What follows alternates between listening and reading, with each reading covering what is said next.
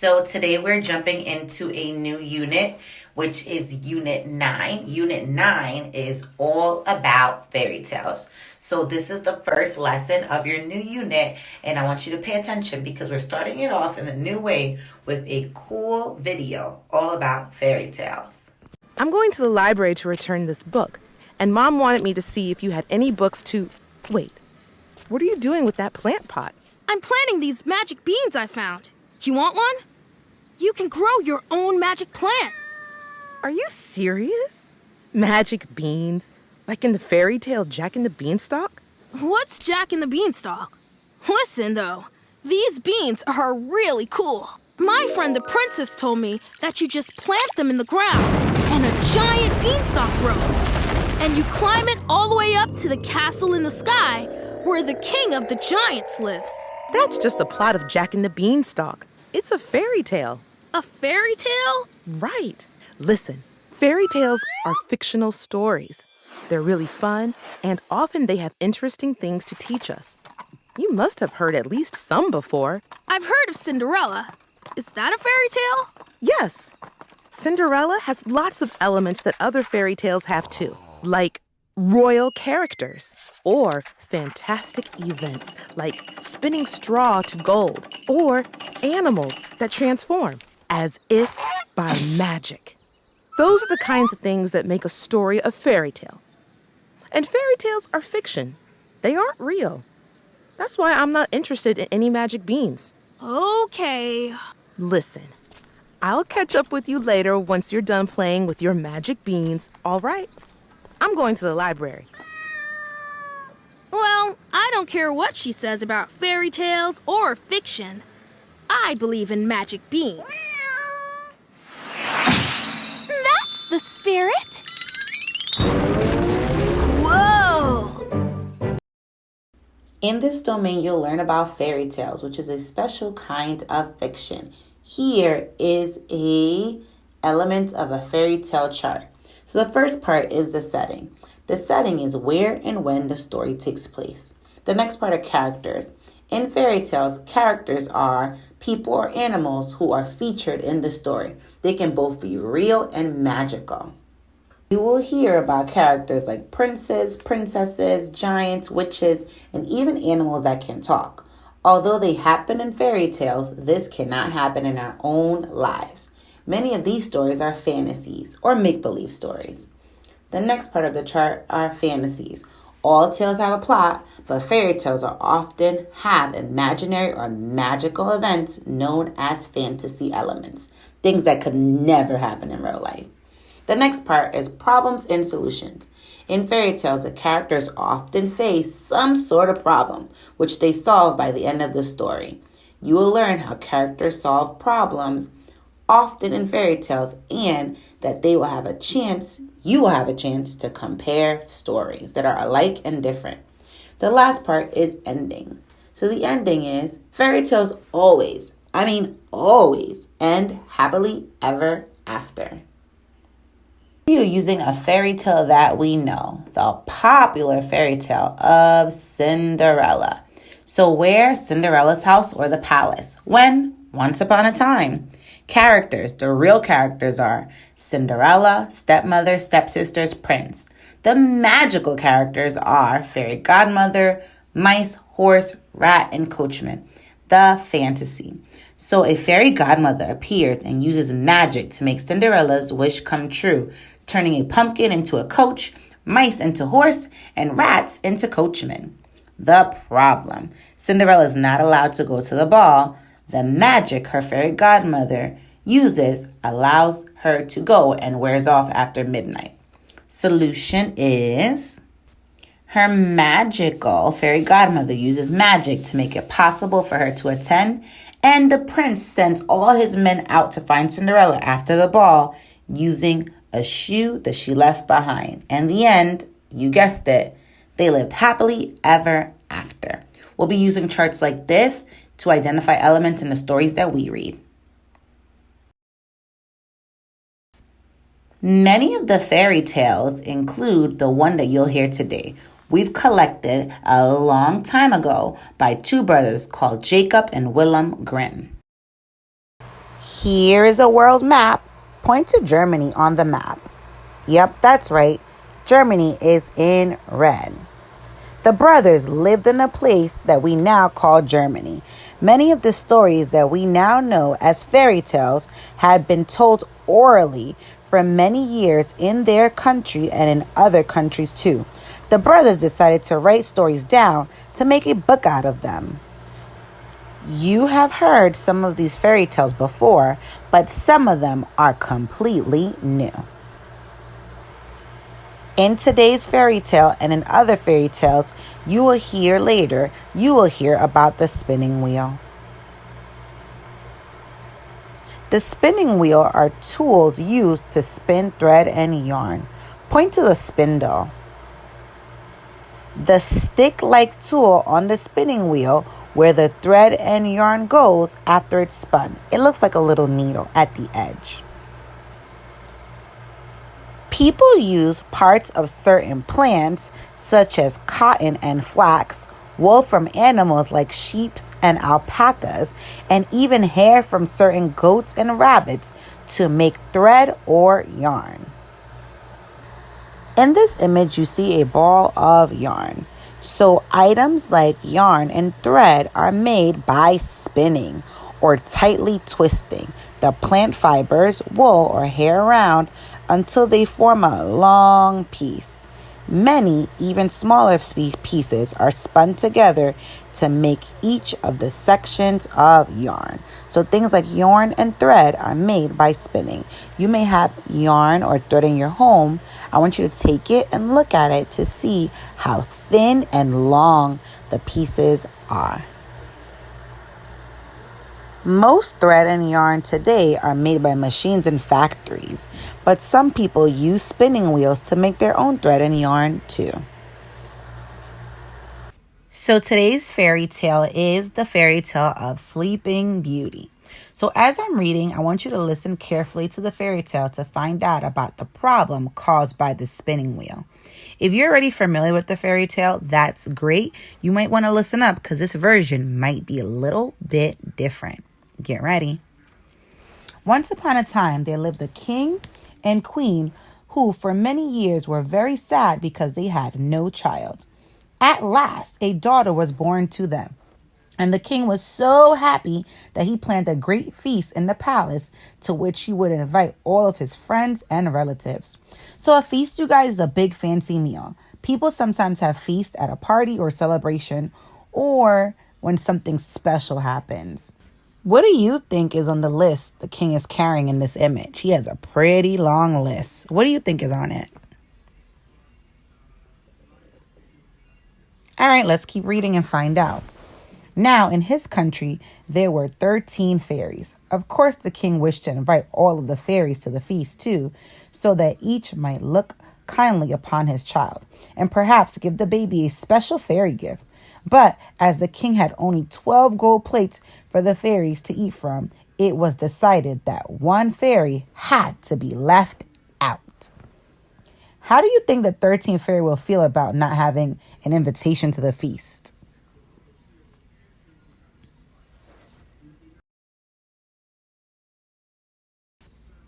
Let's count the number of fairies we see in this feast. Get ready.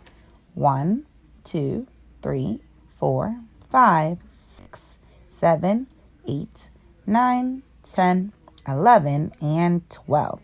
The feast was held, and what a wonderful celebration it was. As it drew to an end, the fairies came forward to give the child their special gifts. One said to the child, "I give you the gift of virtue, so that you may be good." Another said, "I give you the gift of wisdom, so that you may be wise." Virtue is another word for goodness, and wisdom is the ability to know what is right from wrong and to make good choices. The third fairy gave the child the gift of beauty. The fourth gave her riches. And on it went, with each fairy giving everything in the world that one could wish for. 11 of the fairies had given their gifts, and the 12th was just about to speak when suddenly In came the 13th fairy, the one who had been left out. She was very angry, and she cried out in a loud voice, "When the princess is 15 years of age, she shall prick herself on a spindle and die." Prick means to make a small hole or a cut with something pointed or sharp, like the spindle on a spinning wheel.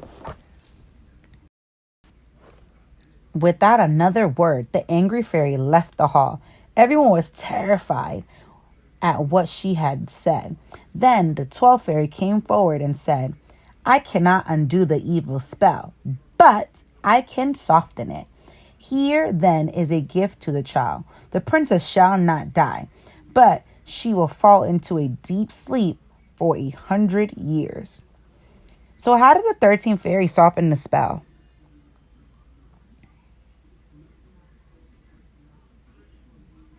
The king was determined to protect his child. "Surely," he said, "my daughter cannot prick herself with a spindle if she's never seen one."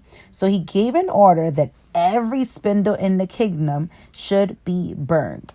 Why does the king want all the spindles in the kingdom burned?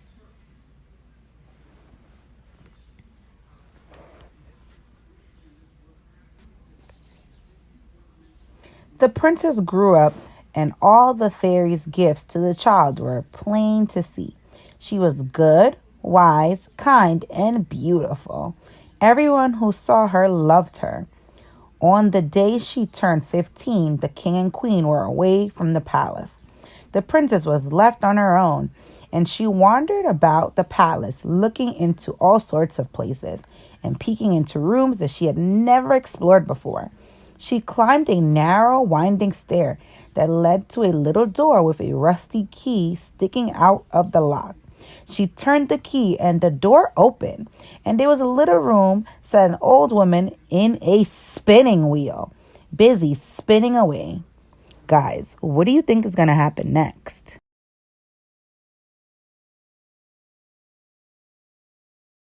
"Good day," said the princess, entering the room. "What are you doing?" she asked, for she had never seen a spinning wheel before. Why has the princess never seen a spinning wheel before? "I'm spinning," said the old woman. The princess stretched her hand forth and asked, "What is this thing that spins around so merrily?" But hardly had she spoken when she pricked her finger in the spinning wheel's spindle. And in that very moment, she fell into a deep sleep. Why has the princess fallen asleep?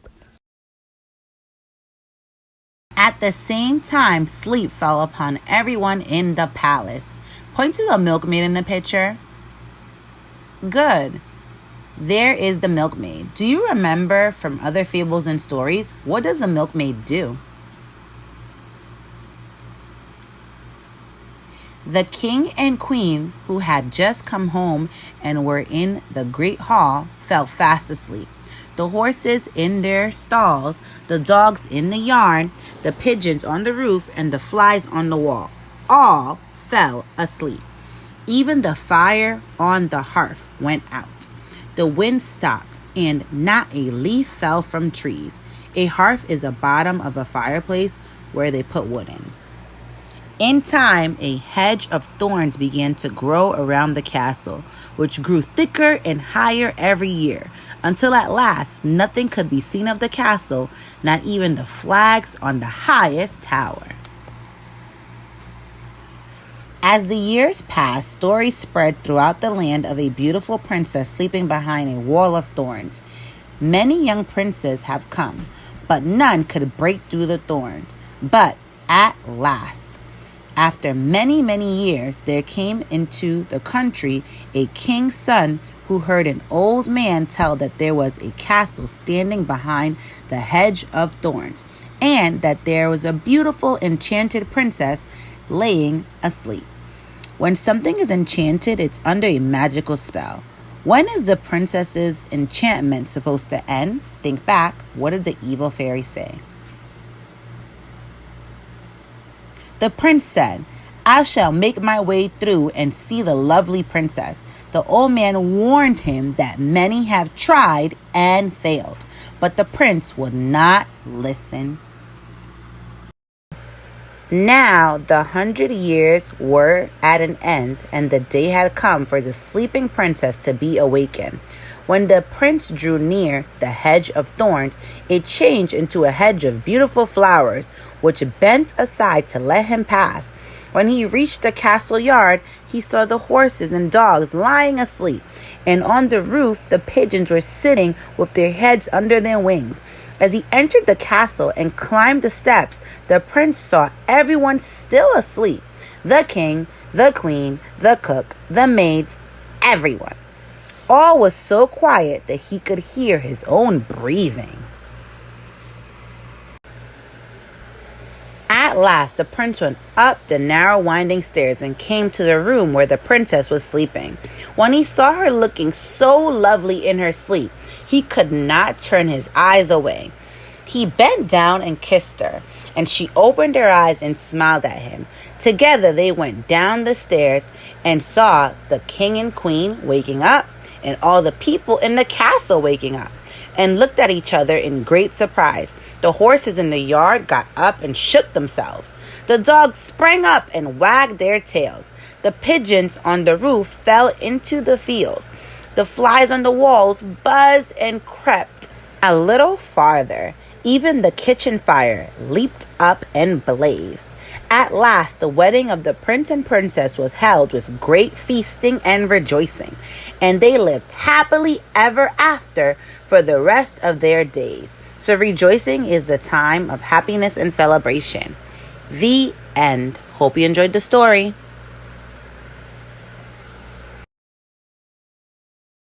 Now that we're done reading the story, let's move on to the comprehension conversation. This is where I will ask a question, pause to give an opportunity for you to respond to the question. Then I'll go back into the text to give specific evidence for our question. Here we go. Question number 1. At the beginning of the fairy tale, why do the king and queen have a feast? Who did they invite to the feast?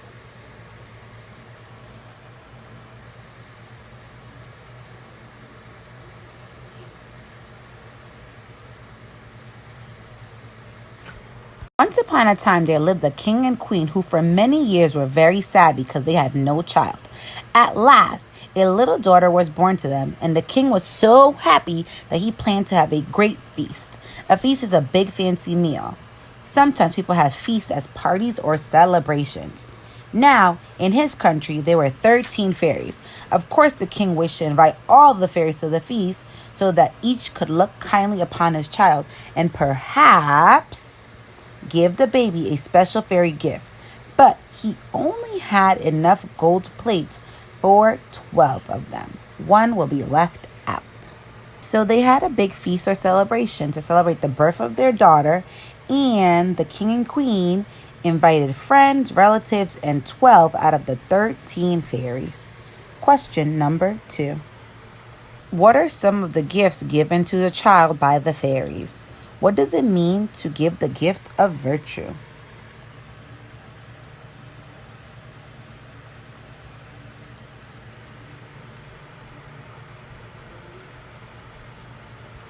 Okay, let's go back into the text to get some details for our responses. 1 said to the child, I'll give you the gift of virtue so that you may be good. Another fairy said, I'll give you the gift of wisdom so you will be wise.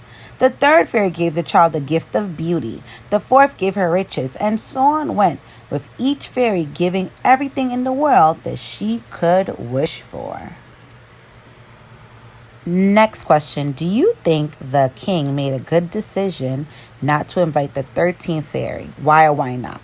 This is a question based on your opinion, meaning there's no right or wrong answer. It's just based on what you think. Go ahead, share.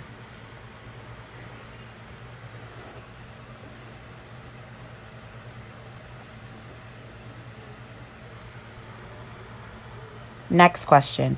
Why is the 13th fairy so angry? What does she do?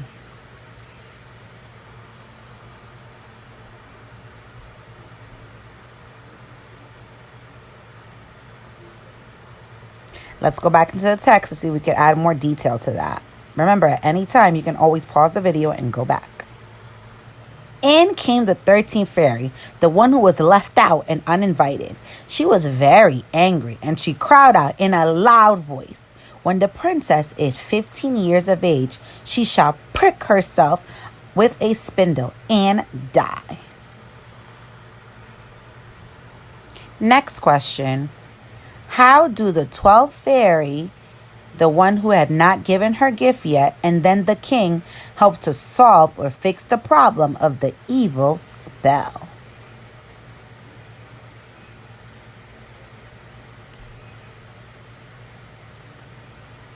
Okay, let's go back into the text to get some more details on that. Then the 12th fairy came forward and said, "I cannot undo the spell, but I can soften it. Here, then, is my gift to the child. The princess shall not die. She will fall into a deep sleep for 100 years." The king, determined to protect his child, "Surely," he said, "my daughter cannot prick herself with a spindle if she's never seen one." So he gave an order that every spindle in the kingdom should be burned.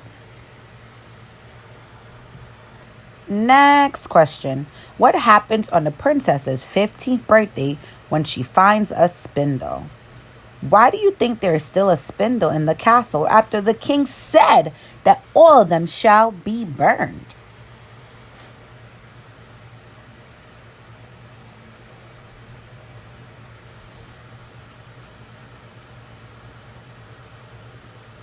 Let's go back into the text to see if we get some more evidence. "Good day," said the princess, entering the room. "What are you doing?" she asked, for she had never seen a spinning wheel before. "I'm spinning," said the old woman. The princess stretched forth her hand and asked, "What is this thing that spins around so merrily?" But hardly had she spoken when she pricked her finger on the spinning wheel spindle, and in that very moment, she fell into a very deep sleep. So for the other part of the question that's not in the text, which is something to think about in your mind, I think that there is still a spindle in the castle because the spell had to happen. In most fairy tales, when a spell or a curse is set on someone, as much as they try to avoid it, it always ends up happening for some reason. How does the fairy tale end? Is it a happy ending?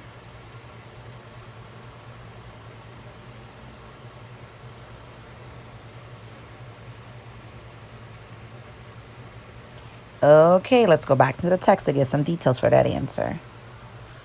The prince kisses the enchanted princess on the day the evil spell ends, and the princess wakes up. Yes, it's a happy ending because they get married and they live happily ever after. Now that we went through all the important questions about the text, here's a question that tests us on the elements of fairy tales. What elements of this fairy tale could not happen in real life? Remember, you have to think about everything in the story that is fantasy or made up.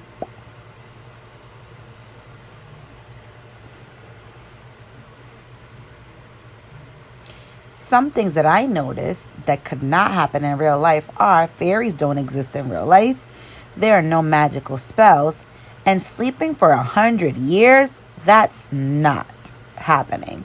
So those are all the parts that make this fairy tale a fairy tale. In the read aloud you heard, another fairy said, "I'll give you the gift of wisdom, so you will be wise." Say the word with me, wisdom. Again, wisdom. If someone has wisdom, he or she has good judgment or understanding of what is right and what is wrong. Owls are often story characters who have great wisdom. Have you ever known someone who had great wisdom? Try to use the word wisdom when you tell me about it. For example, my grandfather has great wisdom about cooking. He knows everything. Another example, Mr. Nickerson has great wisdom about math. He's really an expert. Another person with wisdom. Let's think about it. My mom has great wisdom and understanding. She helps me learn right from wrong. What's the word we're talking about again? Wisdom. Yes, wisdom. I want you to share with a partner or share with me a time that you showed great wisdom. Explain what happened and how you showed wisdom. Remember to answer in complete sentences and use the word wisdom when you answer. I can go first. I showed great wisdom when I knew that the right thing would be not to talk to strangers. So I showed great wisdom when I was your age and I knew not to talk to strangers. When did you show great wisdom?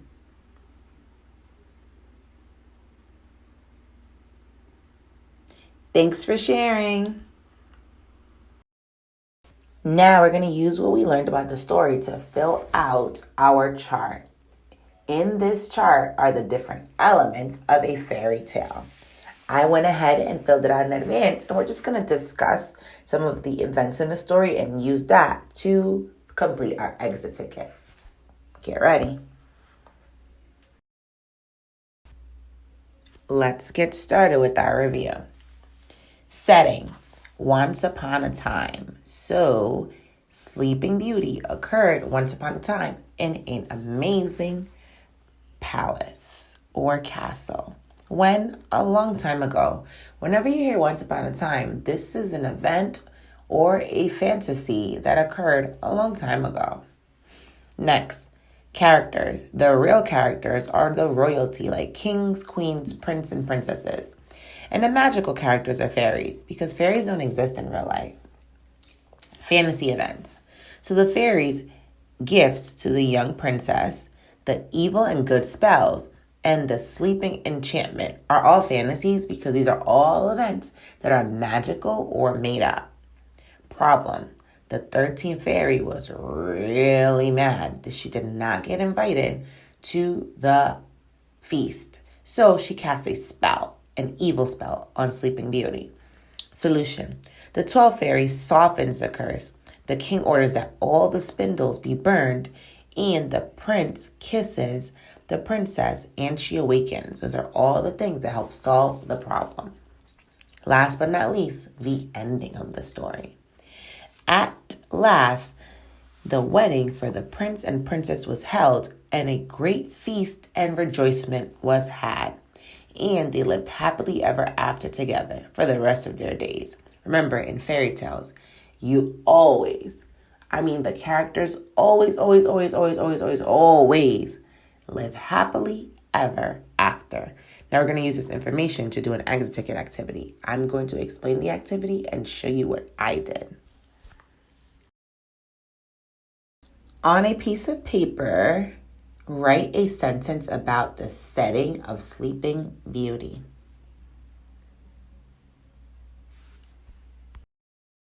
Here's an example of what I did. So the setting of the story, Sleeping Beauty, takes place at the king's palace. And I just drew what I imagined the king's palace would look like. I used shapes like triangles, squares, and rectangles to make my drawings. Your teachers are really excited to see what you come up with. Make sure you upload your work to your student portfolio. Great job today. Hope you enjoyed reading and listening about Sleeping Beauty. So now, with your exit ticket, I want you to make sure you complete it, draw your photo, and upload it to your class portfolio. Remember, we are not taking text messages anymore or messages on Class Dojo. I want you to use Class Dojo and upload it to your portfolio. I'm really excited to hear about your work or see your work if I'm your teacher, and keep up the great work.